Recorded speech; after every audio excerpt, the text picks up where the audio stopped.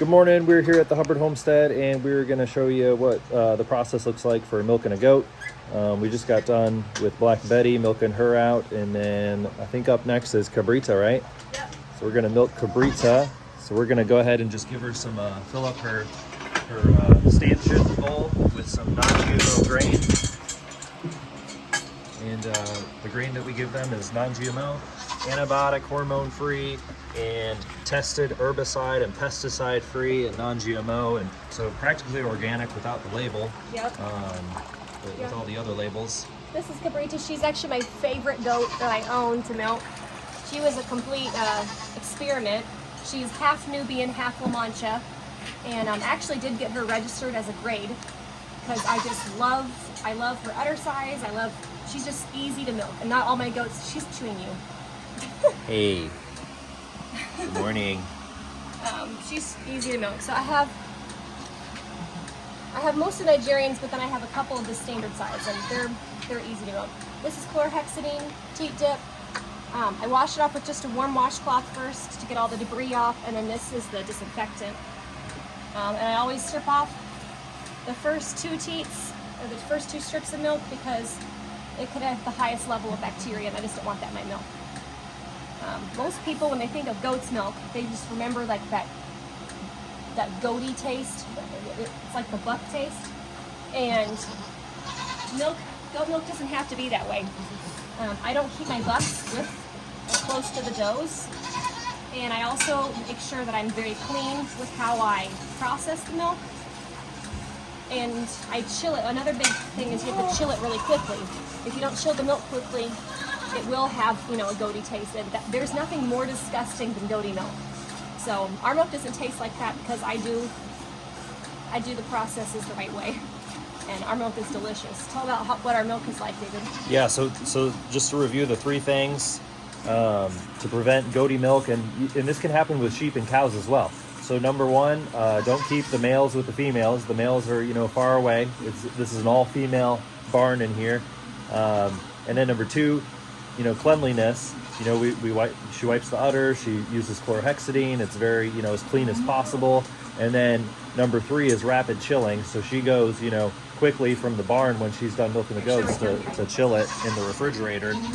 And for initial chilling, it's also really important to keep the cover off of the the glass mason jar. We keep the cover off until it's chilled. That way the steam releases in the fridge and you don't get a lot of condensation. That also helps as well. And I used to put the jars full of milk in the freezer, and I would tell myself I'll come back in 10 minutes and put it in the fridge, and I would never remember and it would crack. Yeah, so we don't do that anymore. I just put it in the back of the fridge as soon as I can. Like, I don't spend a lot of time cleaning the barn and doing other stuff right after I milk. I make sure that I take it in right away and then come out and do other chores. And what we love about goats, goats are very homestead friendly and small farm, small dairy friendly. Goats eat a lot of weeds, and so they honestly improve pastures over time. The pastures that the goats are on, they were full of weeds 2 years ago, and then over the last 2 years, the weeds have been slowly going away, and there's still some fight back. What's that for? After I see how she's empty right now. Yes. After she's done milking. After she's done, I spray this on, and this it's cold and it seals the teats, so to prevent any infection. And there's glycerin in it too, right? Yeah. So that helps moisturize. Well, yeah, it helps them not get chapped. In the wintertime, they can get chapped. Okay. And so what we love about goat's milk is it's automatically A2A2. And what that is, it's an alpha casein protein. And so most cows in the U.S., unless they're like genetically tested, and that's expensive, and most cows have a mutation, an alpha-1 casein mutation. So what you're going to see in the grocery stores is A2 milk. And what that means is they have, there's two genes. You get one from each side, one from each parent. It's going to be, A2. And so goats are automatically A2. So it's easier on the gut. It's easier digestion. So yeah, that's what we like about goats. They're automatically alpha-2 casein protein, which is great for the gut. And raw milk. Raw milk has, probiotics. We don't pasteurize here, and it has, all the probiotics and all the enzymes are still, bioavailable because we don't heat up the milk at all. It just goes straight in the fridge. So really we get our probiotic for the day, our enzymes for the day when we drink raw goat milk. And also there's every single vitamin, all the fat soluble vitamins and all the water soluble vitamins are in goat's milk. So your A's, your B's, your C, your D, your E, your K, every single vitamin, all the water soluble vitamins, all the fat soluble vitamins are within goat's milk. So a really healthy drink. And then what's up?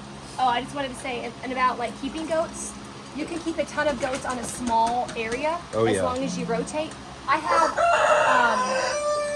I think 17 goats right now, and I have them, we own like 10 acres, but I have them all on like, it's not even a half an acre, right?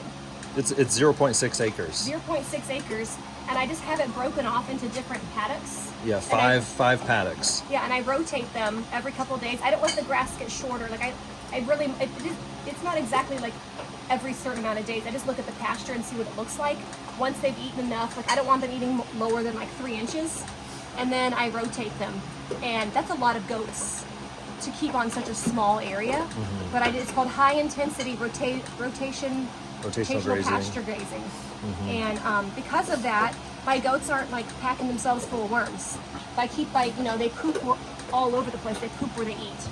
So by rotating them, I help,